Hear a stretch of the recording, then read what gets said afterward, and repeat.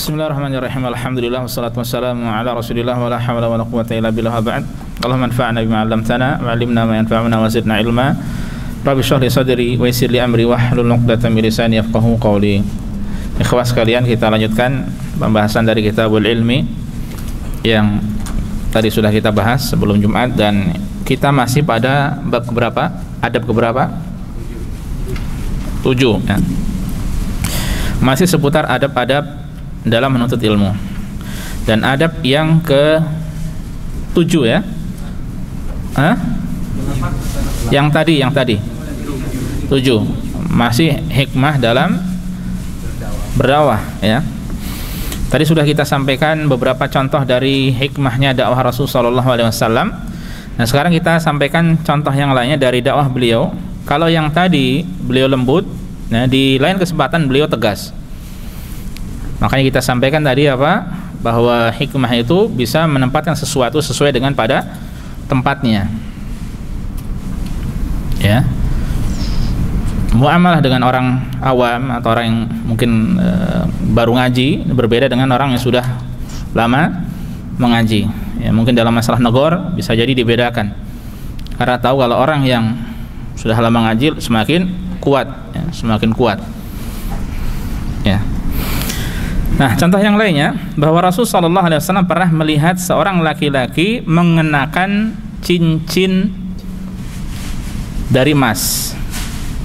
Jadi di tangannya itu ada cincin dari emas. Dan Syekh mengatakan wa khatamudz dzahab haram 'ala rijal, ya. Cincin emas itu haram bagi laki-laki. Akhirnya Rasul sallallahu alaihi wasallam ambil cincin itu, dicabut oleh beliau, ya, kemudian beliau buang. Dan beliau mengatakan ya'midu ahadukum ila jamratin min nar fayad'uha fi yadihi. Seorang dari kalian sengaja mengambil bara api yang dia letakkan di tangannya. Ini menunjukkan sebab seorang bisa masuk neraka, ini terancam dengan neraka karena haram. Ya. Kemudian tatkala Rasul sallallahu alaihi wasallam pergi, ada seorang berkata kepada orang itu, ya, pada orang yang punya cincin tadi, khud khatamaka intafi bihi, ambil cincinnya, kamu bisa manfaatkan. Kemudian orang itu mengatakan, wallahi la akhudhu khataman tarahahu Rasulullah sallallahu alaihi wasallam. Demi Allah, aku tidak akan mengambil cincin yang dibuang oleh Rasulullah sallallahu alaihi wasallam. Sebenarnya secara asal kalau cincin itu diambil, mungkin dia kalau menikah atau punya istri atau buat putrinya, boleh tidak? Boleh. Atau dia bisa apa? Jual, boleh tidak? Boleh, karena dia tidak memakainya, tidak mengenakannya. Tapi orang itu tidak mau. Nah, kalau kita perhatikan di sini bagaimana Rasulullah SAW dalam berdakwah, beliau lebih apa? Tegas dibanding sebelumnya. Karena ingat apa? Dalam setiap kondisi itu cara dakwahnya berbeda. Ya. Dalam setiap kondisi cara dakwahnya berbeda. Maka demikianlah seorang itu dalam berdakwah. Ada nasihat bagus dari Ustadz Ahmad Sabiq, hafizahullah. Ahmad Sabiq, tahu? Beliau kakak kelas kita jauh waktu di Libya, dan beliau sempat jadi mudir di pesantren Al-Furqan Gresik ya. Beliau orang yang masya Allah luar biasa. Beliau menasihati juga ya, kalau mengajar ya. Nasihat untuk guru kalau mengajar jangan lihat diri, tapi lihat siapa yang diajarkan itu ya. Berbeda menyuapi anak kecil dengan memberi makan orang yang sudah besar ya. Kayak anak kita mengajarkan seorang itu ya sesuai dengan bagaimana penerimanya dia, seperti apa dia bisa menerima ya, bukan sesuai dengan selera kita, sesuai dengan keinginan kita saja ya. Anak kecil dikasih sambal, bagaimana menurut antum ya? Coba, Salman suka sambal umur berapa? Abdullah suka sambal umur berapa? Kalau Rasa suka sambal sejak gede ya. Nah, jadi masih kecil nggak bisa, karena pedas sedikit nangis ya. Ya, makanya makanan yang lembut ya, dari susu dan seterusnya ya, butuh tahapan-tahapan ya. Demikian pula ketika berdakwah ya, kita pun tidak disamaratakan ya, masing-masing sesuai dengan keadaan dan kondisi ya. Taib.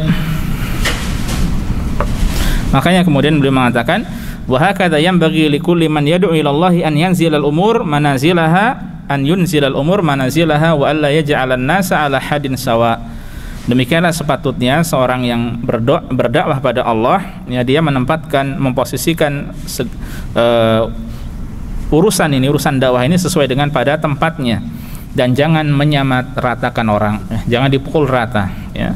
Wal maksud husulul manfaah, ya, maksudnya adalah manfaat itu bisa sampai pada mereka, ya, manfaat bisa sampai kepada mereka. Taib.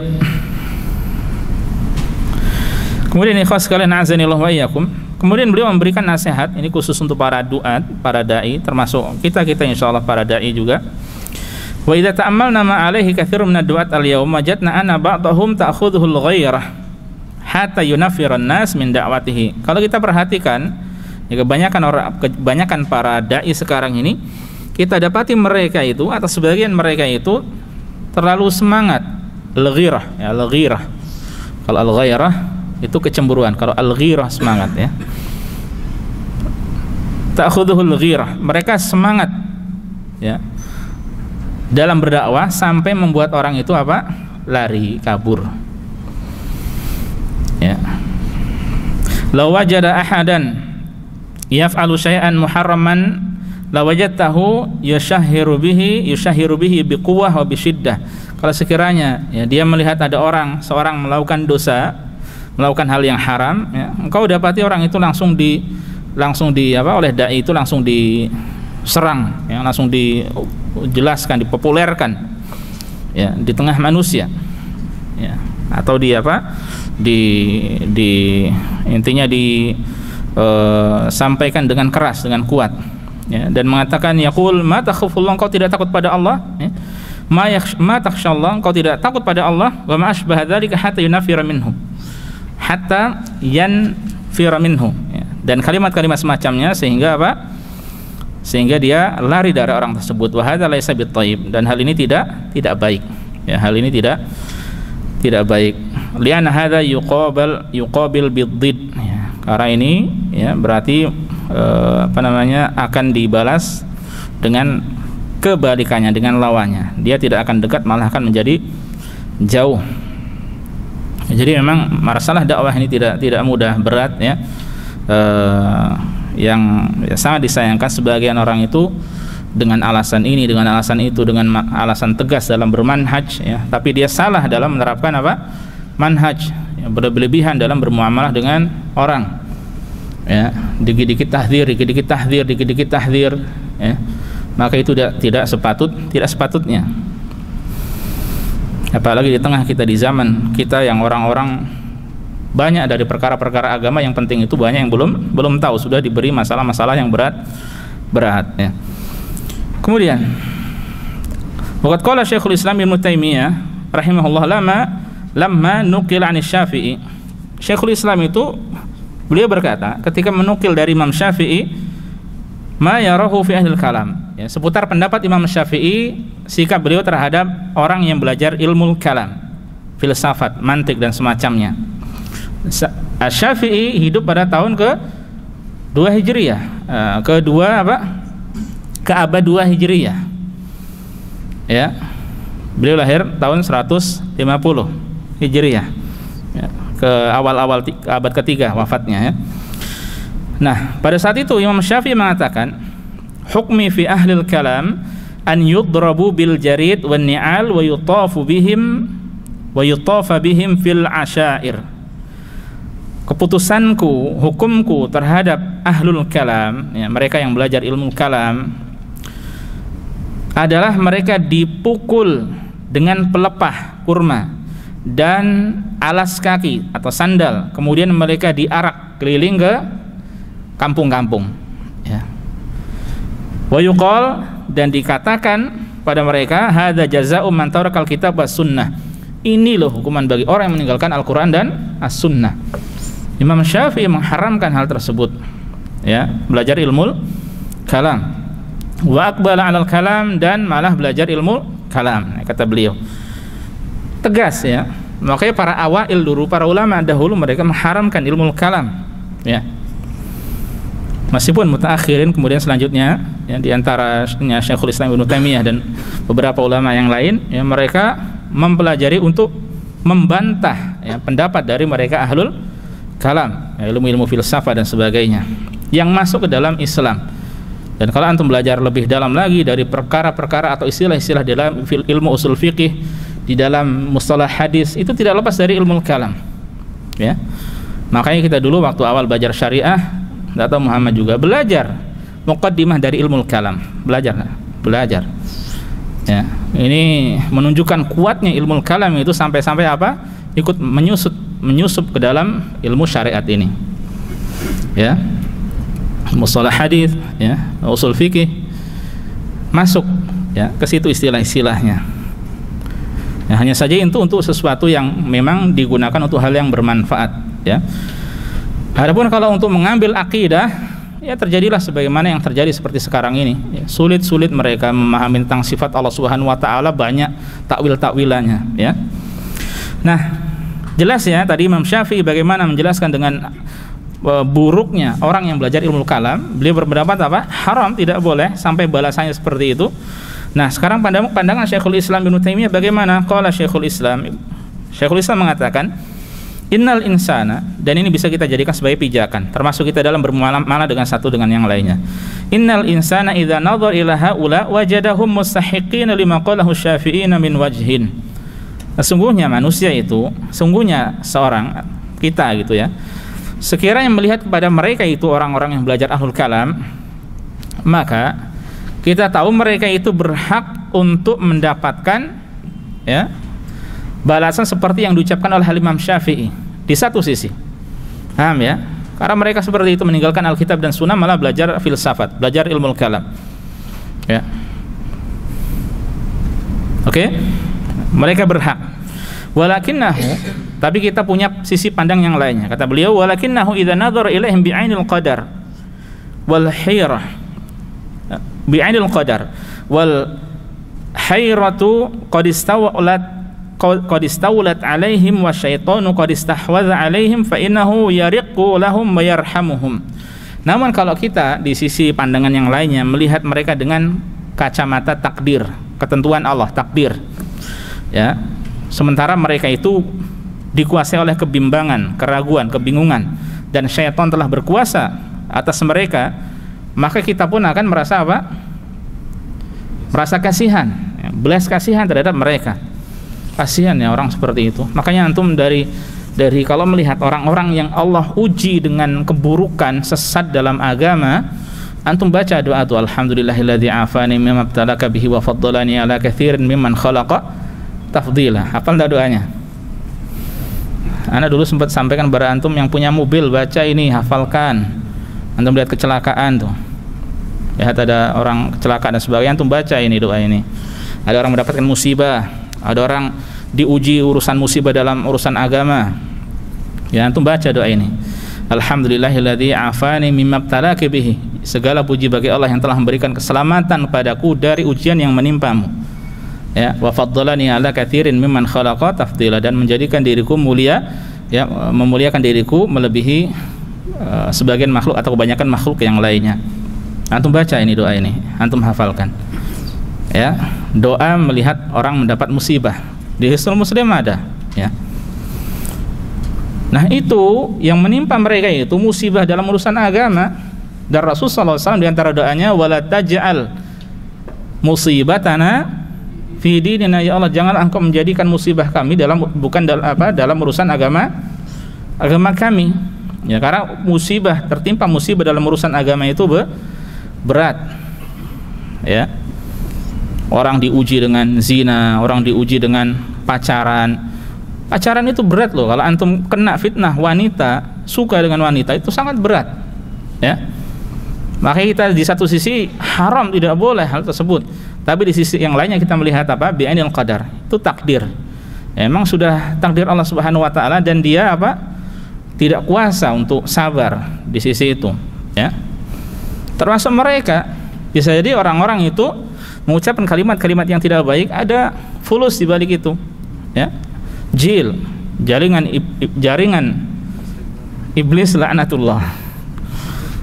Jaringan Islam liberal, pasti di balik itu ada apa? membuat fikih lintas agama, terus apalagi buku-buku yang menyesatkan umat. Ya, ada proyek di situ. Ya. Ada fulus dan sebagainya, ya. Yang benar-benar tulus dalam berdakwah itu ya orang-orang para asatidzah yang mengajar pada Al-Qur'an dan As-Sunnah, ya. Mereka benar-benar tulus. Mau dicerca, mau dihina, mau diapakan, sudah bismillah. Yang diajak adalah beribadah pada Allah, wajar, ya. Adapun kalau orang-orang yang berdakwah aneh-aneh, biasanya atau bisa jadi umumnya atau bahkan semuanya, ya, ada udang di balik rempeyek. Nah, kalau bakwan namanya ote-ote biasanya. Kalau di Surabaya yang ada udangnya ote-ote. Iya, Cak. Kalau sampai Bandung namanya apa? Bala-bala. Bukan balak-balak, ya. Kalau balak-balak kiu-kiu kan, ya. Itu beda lagi. Makanya antum kalau lihat orang-orang yang ngomongnya ini dalam masalah hakim, ada dai-dai yang entah itu dokter dan sebagainya, ya Allah, kalau dia paham bahwasanya dia itu salah, ya, kalau dia tahu bahwasanya dia itu tidak tahu dan dia salah, ngomongnya salah-salahan, malu, ya. Maka itu memalukan sekali. Makanya alhamdulillahilladzi afani mimma talaka bihi wa faddalani ala katsirin mimman khalaqa tafdila. Antum baca doa ini. Sudah ketemu? Yang punya Hisnul Muslim bisa dicari, coba ada seberapa. Makanya antum paham, pernah dengar dulu sempat saya share, ya, ucapan dari Syuraih, ya, rahimahullah, yang terjemahan bahasa Indonesianya, ya. Sesungguhnya aku benar-benar pernah tertimpa musibah, lalu aku memuji Allah atas musibah itu sebanyak 4 kali. Dia dapat musibah, ya, bukannya apa istilahnya, sedih dan sebagainya, tapi dia malah memuji Allah atas hal tersebut, memuji sebanyak 4 kali. Mengapa? Aku memuji Allah karena musibah itu tidak lebih besar lagi. Dibanding orang lain musibahnya masih kecil, ya. Antum sakit, antum terkena musibah, pasti akan ada yang lebih besar lagi dari musibah itu. Kemudian aku memuji Allah karena dia memberikan kesabaran padaku dalam menghadapinya. Alhamdulillah saya dapat musibah, saya bisa bersabar, ya. Kemudian aku memuji Allah karena dia memberi taufik kepadaku untuk mengucapkan kalimat istirja, ya, kalimat innalillahi wa inna ilaihi rajiun. Ini bukan hanya sekedar kalau orang dengar ada orang meninggal dunia, tapi ya ketika orang tertimpa musibah ucapkan kalimat ini.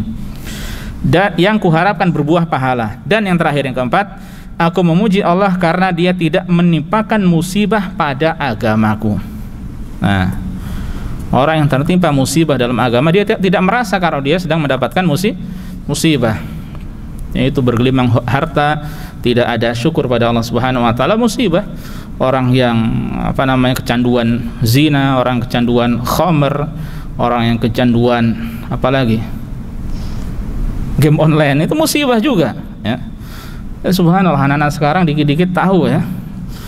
Saya bahkan tahu istilah-istilah kalau baca-baca apa ini, tak cari, oh artinya ini. Ada istilah app ternyata fire katanya. Ada ML, ya, Mobile Legend. Terus apa lagi? Banyak istilah-istilah yang dulu kita tahunya hanya Mario Bros. Sama Tetris, ya, sama Snake itu, ular-ularan. Ini anak-anak sekarang, ya Allah, begitu dididik di atas game-game yang aneh-aneh. Kalau kita itu kecanduan, itu bikin kecanduan. Kalau orang tidak tahu seperti itu, alhamdulillah, ya. Alhamdulillah. Bersyukurlah seorang hamba yang dia tahu dari game hanya Tetris, Sudoku, apalagi, dan hal semacamnya. Kalau kita lihat game-game sekarang, ya, mengerikan. Jadi game-game itu kalau dulu satu permainan selesai, sekarang bisa berseri gitu, ya. Berseri, ya. Bisa tingkat ketinggi, ya. Dan seterusnya. Taib. Terus dan banyak hal yang lainnya, termasuk tadi sesat dalam urusan agama tadi, dan dia tidak merasa bahwasanya dia sesat, sibuk dengan filsafat, menyesatkan umat, sementara dia tidak sadar, ya, memfitnah dai-dai yang lainnya, menjuluki dai-dai yang dengan Wahabi, menunjuki dai-dai yang lainnya dengan julukan-julukan yang tidak baik, ya. Itu adalah musibah dalam urusan agama. Antum banyak-banyak bersyukur pada Allah tidak seperti itu, ya. Dan kita tidak boleh merasa aman, ya. Makanya ngerinya dalam beragama ini, ya, ngeri tanda kutip, ya, kita tidak boleh merasa aman karena apa? Innamal amal bil khawatim. Karena amalan kesudahannya itu pada akhirnya. Selama seorang itu tulus, ya, hatinya tulus, ya, dan dia berusaha ikhlas dalam beribadah pada Allah, insya Allah dia kesudahannya adalah baik, ya, insya Allah kesudahannya adalah baik. Dan ini yang kita harapkan. Belum selesai ucapan dari Syekhul Islam, ya, jadi maka dia ketika melihat dari pandangan mata yang lainnya, ya, setan menguasai mereka, itu adalah takdir Allah juga, maka akan apa? Kasihan. Wa yahmadullaha an afahum mimma ibtalahum bihim. Niscaya dia kalau melihat orang terjerumus dalam seperti itu, maka dia akan apa? Memuji Allah karena telah menyelamatkan dirinya dari ujian cobaan yang Allah timpakan pada orang itu. Utu zakaan wa ma utu zakaan. Mereka diberikan kecerdasan tapi tidak diberikan kesucian. Jadi banyak orang yang cerdas, ya, tapi tidak bersih orangnya. Banyak orang yang pintar tapi tidak bisa menggunakan kepintarannya dengan baik, ya. Mereka cerdas, ya, masya Allah, logikanya jalan dan sebagainya. Tapi kalau bahas masalah terus itu diterapkan ke dalam masalah asma wa sifat Allah. Ada hadis ini ditakwil, hadis itu ditakwil, ayat turun, Allah turun ditakwil, Allah di atas arsy ditakwil. Semuanya hilang dengan takwilan yang para sahabat dahulu nggak kenal takwil ini, takwil itu apa, ya. Maka itu adalah musibah dalam urusan agama. Sementara buku-buku filsafat itu baru diterjemahkan tahun berapa, ya?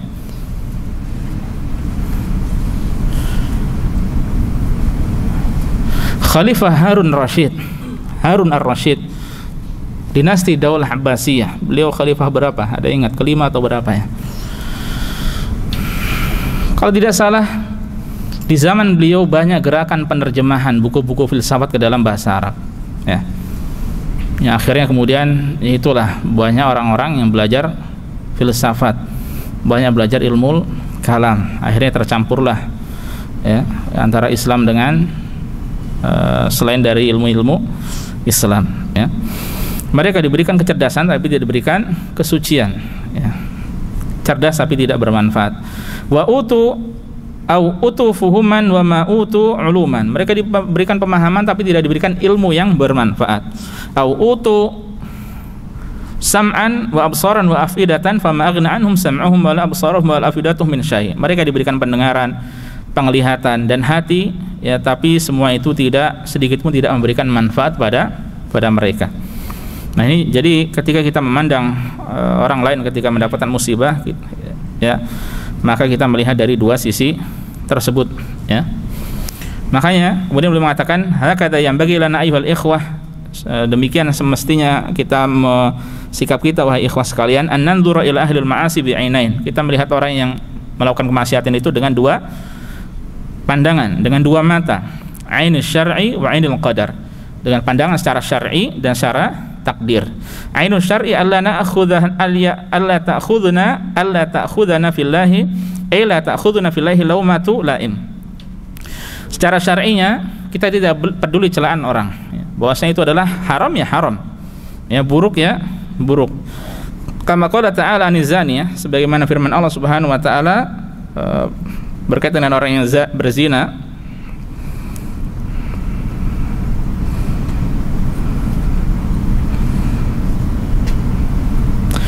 fajlidu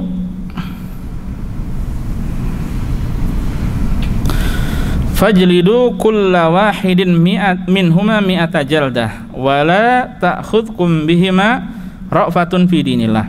Nah, kalau ada orang yang berzina,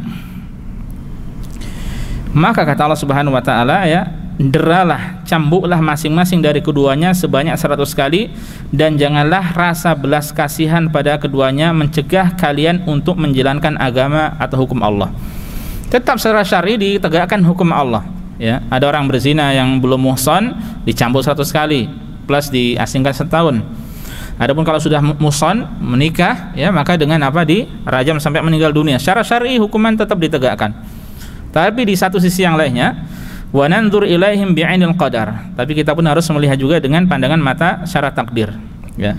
Itu tidak mudah, ya. Bahwa semuanya itu tergantung dari taufik dari Allah. Ya, sekiranya kita yang seperti itu, na'udzubillah, sehingga kita pun akan kasihan dengan mereka. Fanarhamuhum wa nariqu lahum wa nu'amiluhum bima narahu aqrab ila husulil maqsud wa zawalil makruh. Maka kita akan kasihan, ya, akan belas kasihan pada mereka dan akan berinteraksi, bermuamalah dengan mereka dengan cara yang paling dekat kepada cara yang terdekat untuk mendapatkan maksud yang kita inginkan dan tanpa ada sesuatu yang buruk yang terjadi, ya. Wa hadza min athar talibil ilmi bi khilafil jahil alladhi indahu ghirah. Nah, ini diantara pengaruh atau dampak dari seorang yang menuntut ilmu berbeda dengan orang yang bodoh yang hanya modal semangat saja. Lakin laisa indahu ilmun, tapi tidak punya ilmu. Fa talibul ilmi da'iyah ilallah yajibu an yasta'mil al-hikmah. Seorang penuntut ilmu, ya, dai, mengajak manusia kepada Allah, dia harus menerapkan hikmah dalam dakwahnya. Kalau kita terkadang kan semangat saking semangatnya menutupi akal kita untuk berpikir dengan baik, ya. Termasuk sebagian kita juga kalau bertanya, ya, ada usul bertanya juga ada caranya, ya, apalagi kalau mungkin majelis ilmu yang dihadiri banyak orang awam, ya, maka kalau mau bertanya, apalagi ini di bulan Rabiul Awal contohnya, ya, maka bertanya secara umum itu lebih baik daripada secara terang-terangan. Ya Syekh, ya Ustadz, apa hukumnya perkara-perkara baru, perayaan-perayaan baru yang tidak ada di dalam Islam contohnya? Nah, kalau sebagian orang langsung apa hukumnya Maulid Nabi gitu kan. Kalau pada tempat masyarakat yang mungkin sudah banyak yang paham, masih ringan, masih mudah. Tapi kalau di tengah masyarakat, ya hal itu sebagian tidak mudah. Karena ada orang yang mendengar itu bid'ah, itu haram, itu langsung hilang, akalnya itu hilang, ya, langsung semangatnya memuncak, ya. Makanya ada di Jakarta seorang dai yang masya Allah, ustadz, ya, beliau ngisi di masjid yang lama, beliau di sini ngisi terus di situ. Suatu ketika ada yang bertanya masalah itu tadi, Maulid atau apa, lupa saya, ya, Maulid atau hal semacamnya, Isra Mi'raj, Maulid sepertinya. Nah, kemudian akhirnya setelah menyampaikan karena satu itu saja, sudah tidak, pekan depan sudah tidak ngisi lagi, ya. Bagi beliau tidak masalah, nggak urusan, ya. Dakwahnya dakwah, sampaikan yang hak, ya, nggak perlu disimpan-simpan, ya. Kecuali kalau memang butuh waktu gitu, ya. Dan itu sudah lama. Tapi dengan kalau tidak salah masjidnya itu masjid wakaf yang mempermasalahkan orang yang mewakafkan. Nah, ini termasuk salah dalam mewakafkan. Seandainya dia wakaf, ya sudah, lepas, jangan wakaf turut campur. Makanya masjid yang baik itu adalah masjid wakaf yang sudah dimiliki oleh umat, bukan dimiliki oleh seorang orang. Dia mau masukkan terserah, mau mengusir orang terserah. Ini mirip orang-orang jahiliyah yang dahulu membangun Ka'bah itu menjadikan pintunya ada satu, ya. Asalnya satu atau dua. Ka'bah asalnya dua kalau tidak salah pintunya, barat dan timur atau apa. Kemudian mereka bangun dengan satu pintu. Tujuannya apa? Siapa yang mau masuk silahkan, yang nggak boleh masuk dilarang sesuai dengan hawa nafsu mereka. Jadi Ka'bah yang sekarang ini tidak seperti di zaman Nabi Ibrahim alaihis salam. Pernah dibuat di zaman Abdullah bin Zubair, ya, kalau tidak salah sesuai dengan zaman Nabi Ibrahim alaihissalam dahulu, tapi kemudian dihancurkan kalau tidak salah oleh siapa, ya, Abdul Malik bin Marwan atau siapa, ya, dikembalikan. Kemudian raja selanjutnya pengen merubah lagi, hingga akhirnya seorang ditanya, Imam Malik atau siapa, saya lupa, ditanya, bagaimana kalau saya rubah lagi menjadi seperti dulu? Ya, akhirnya jangan, tidak boleh, ya. Nanti kalau seperti itu dirubah-rubah lagi, nanti dijadikan permainan oleh raja-raja yang datang setelahnya. Nah, kemudian hingga akhirnya disampaikan justru yang benar itu ketika di zaman Abdullah bin Zubair, ya. Yang ada permusuhan dengan Hajjaj bin Yusuf, siapa? Abdullah bin Zubair, ya. Abdullah bin Zubair bin Awam sampai digempur Makkah oleh Hajjaj bin Yusuf kalau tidak salah dulu, ya.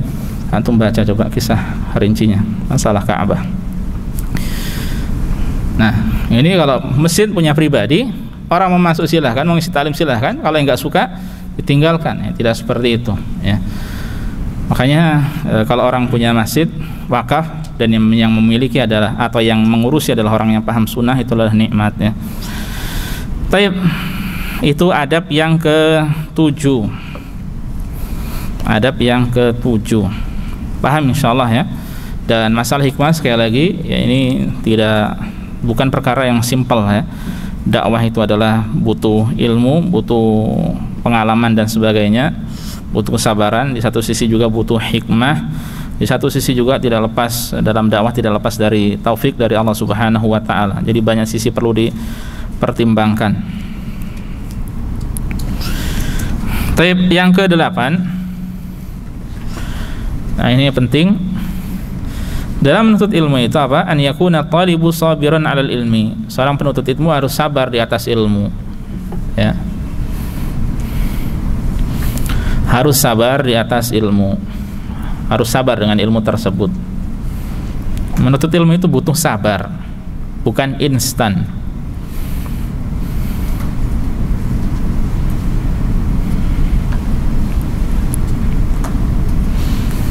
Ay musabiran alaihi la yaqta'uhu wa la yamal bal yakunu mustamirran fi ta'allumihi biqadril mustata'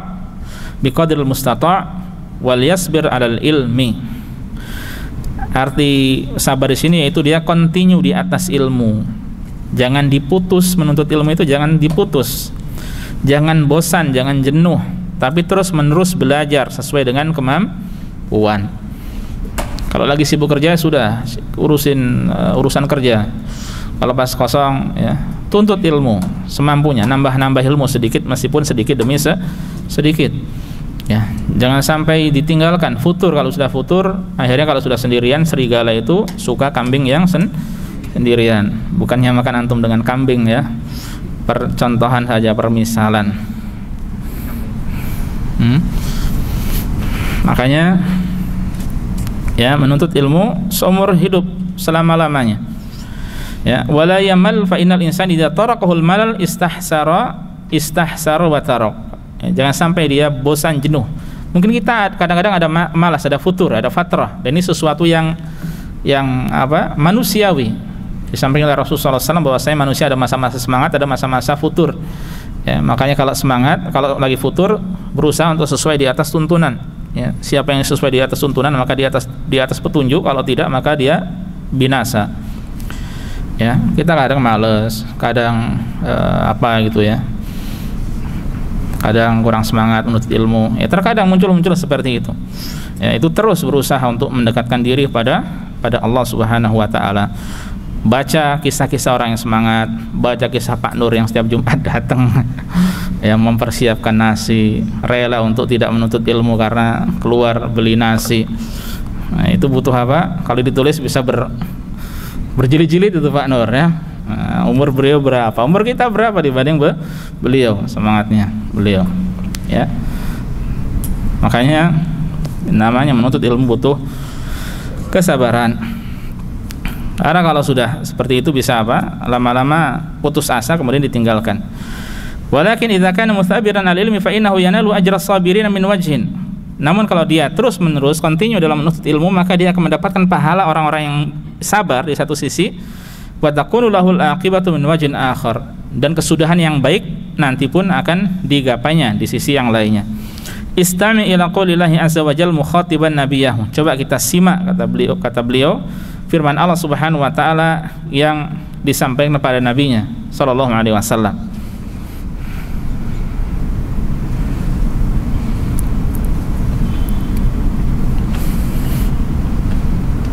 Di dalam surat Hud ayat 49. Hud 49.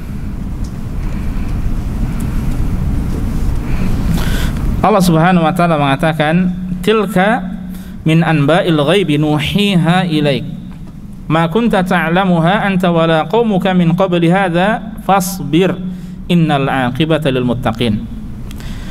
Itulah sebagian dari berita-berita gaib yang kami wahyukan padamu, ya, kisah-kisah sebelumnya tentang Nabi Nuh ya, dan lain sebagainya. Ya, disampaikan pada Rasul sebagai hiburan agar beliau kokoh kuat, ya. Yang kami wahyukan padamu wahai Muhammad, tidak pernah engkau mengetahuinya dan tidak pula kaummu sebelum ini. ya, maka bersabarlah, sungguh kesudahan yang baik adalah bagi orang yang bertakwa. Orang yang menuntut ilmu dia bersabar, maka dia di satu sisi mendapatkan pahala kesabaran, di sisi yang lainnya dia akan apa?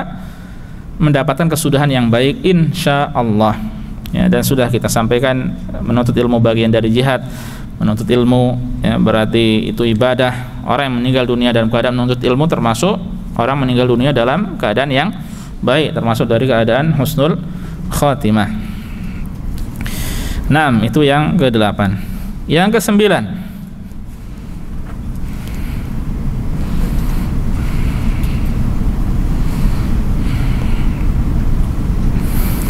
yang ke-9 adalah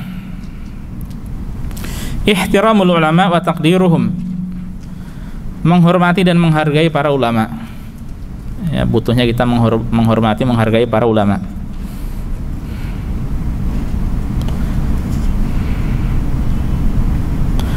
Inna ala talabatil ilmi ihtiramal ulama wa taqdirahum. Sungguhnya wajib bagi para penuntut ilmu itu untuk menghormati para ulama dan menghargai mereka. Wa an tattasi'a suduruhum lima yahsulu minal khilaf bainal ulama wa ghairihim, dan hendaknya hati mereka itu lapang ketika ada perselisihan antara para ulama. Wa an yuqabilu hadza bil i'tidhar amman salaka sabilan khata'an fi i'tiqadihim, dan hendaknya ya menghadapi itu semuanya dengan apa? Dengan i'tidhar, memberi maaf kepada alim atau ulama yang salah ya, sesuai dengan menurut pendapatnya ya. Wa hadhihi nuqtatun muhimmatun jiddan, dan ini poin yang begitu penting. Li'anna ba'dun nas yatatabba akhta'al akharin, karena sebagian orang itu ada yang sibuk mencari-cari kesalahan orang lain. Liyatakhidha minhan ma laysa la'iqan fi haqqihim ya, sehingga kemudian apa? Dijadikan sebagai jalan untuk hal-hal yang tidak baik ya pada hak mereka. Wa yushawwish 'alan nas sum'atahum, dan menjelek-jelekkan apa? Mengganggu nama baik mereka. Wa hadza min akbaril akhta', dan ini termasuk dari kesalahan yang besar ya. Jadi ya kita sering mendapatkan ada khilaf ya, antara ulama ini untuk ulama itu. Kalau sama-sama di atas akidah Ahlussunnah wal Jamaah, kita apa? Berlapang dada. Apalagi kalau itu permasalahan fikih, permasalahan sikap, permasalahan dalam memahami hadis ya, maka tidak perlu dibahas berlebihan ya. Sebagian ada yang sibuk membahas masalah lajnah khairiyah yang di Kuwait atau Darul Bir yang di Kuwait dan sebagainya, kemudian ngambil dana dari mereka lah demikian ya. Sibuk aja dengan itu ya. Pokoknya kalau sudah seperti itu berarti apa? Sesat, menyesatkan atau julukan-julukan yang lainnya. Ini tidak sepatutnya ya. Kalau itu masalah ijtihad, yang orang itu kalau masalah ijtihad bisa salah bisa benar ya. Yang benar dapat berapa pahala? 2, yang salah dapat 1 pahala, sudah. Makanya beliau mengatakan, wa idza kana ightiyabul 'ami minan nasi min kaba'iri dzunub fa inna ightiyabal 'alim akbar wa akbar. Sekiranya ghibahnya seorang awam ya, seandainya menggibahi seorang awam ya, seorang yang awam dari manusia, maka itu termasuk dari dosa besar. Lalu bagaimana yang digibahi adalah seorang yang alim, seorang yang berilmu, maka itu lebih parah lagi, lebih besar lagi ya. Makanya Ibnu Asakir mengatakan bahwasanya luhumul ulama masmumah,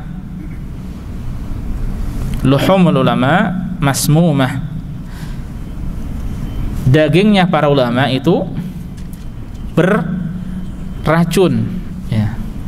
Kalau kita menggibahi orang awam itu sudah haram, seperti makan dagingnya kan, bangkai orangnya ya.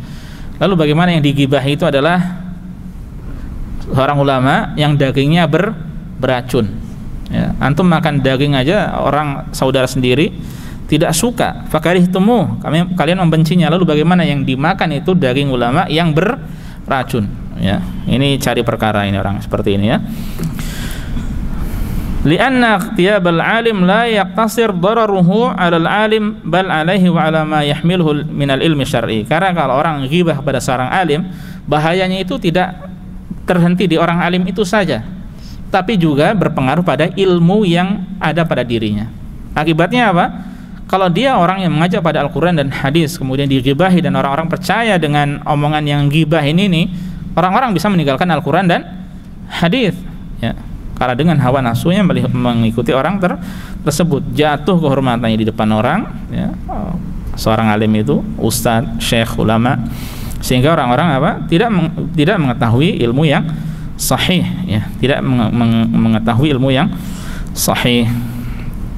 Makanya tugas kita adalah menghormati ulama, tapi bukan mengkultuskan mereka, ya. Kita berusaha untuk menghormati ulama, tidak sampai mengkultuskan. Tidak boleh kita menganggap mereka sebagai Tuhan atau berlebihan, ya.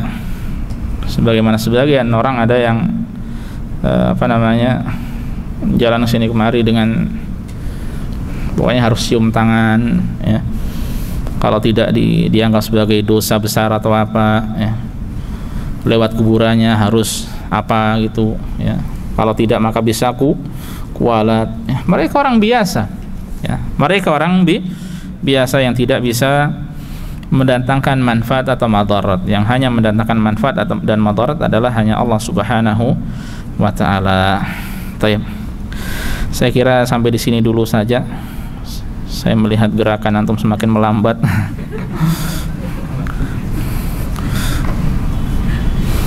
Karena ulat-ulat dalam perut yang semakin menggeliat, melihat makanan lezat yang siap dilumat.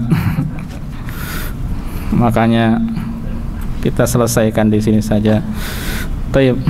Wallahu ta'ala a'lam. Sallallahu ala nabiyina Muhammad. Ada yang mau tanya? Kalau memang enggak ada, ya sudah, memang benar-benar lapar. Silahkan, Mas. Mau bertanya tentang wakaf, Ustaz. Kalau ada tanah wakaf, dulunya berdiri masjid, lalu masjid tersebut karena tidak ada yang mengurus, Ustaz, apa masjidnya rubuh, jadi tidak terurus. Itu di generasi setelah orang yang mewakafkan. Ini nanti yang berhak untuk memutuskan, maksudnya mengurus tanah wakaf itu siapa, Ustaz? Asalnya itu masjid tanah wakaf hancur, roboh. Lah, yang menerima wakaf sebelumnya siapa yang mengurusi itu? Yang mengurusi siapa? Ada orang-orangnya? Ya sudah, serahkan pada mereka yang mengurusi, ya. Udah itu saja. Kalau dalam istilah kenegaraan memang ada istilah-istilah tertentu, ya. Ada wakif, ada nadir, terus ada apa lagi. Ya, tapi kembalikan pada mereka yang pertama kali menerima wakaf itu, ya. Mereka yang bertanggung jawab untuk memakmurkan wakaf tersebut, ya. Supaya tidak berhenti juga pahala buat mereka itu yang mewakafkan, dan bagi orang yang mengurusi itu pahala juga insyaallah, ya. Wallahu ta'ala alam. Ya. Kalau andai kata orang tersebut, orang yang diwakafkan tidak ditemukan, bagaimana, Ustaz? Kalau orang yang mewakafkan tidak ditemukan, yang mewakafkan, yang ditugaskan, musyawarahkan dengan musyawarahkan dengan masyarakat setempat, ya. Mungkin DKM masjid atau kalau yang berkuasa dalam masalah itu apa sih badan resminya? Pengadilan Agama atau KUA, ya. KUA sudah musyawarahkan sama mereka supaya itu bisa berjalan. Kalau memang ya itu saja, ya, cari solusi terbaiknya. Wallahu a'lam. Nah, jazakallahu khair. Nah, ada lagi ikhwan? Rasya mau tanya apa? Salman, Abdullah, cukup? Yang paling seru, yang paling lapar. Subhanakallah wa bihamdika asyhadu an la ilaha illa anta astaghfiruka wa atubu ilaika. Assalamualaikum warahmatullahi wabarakatuh.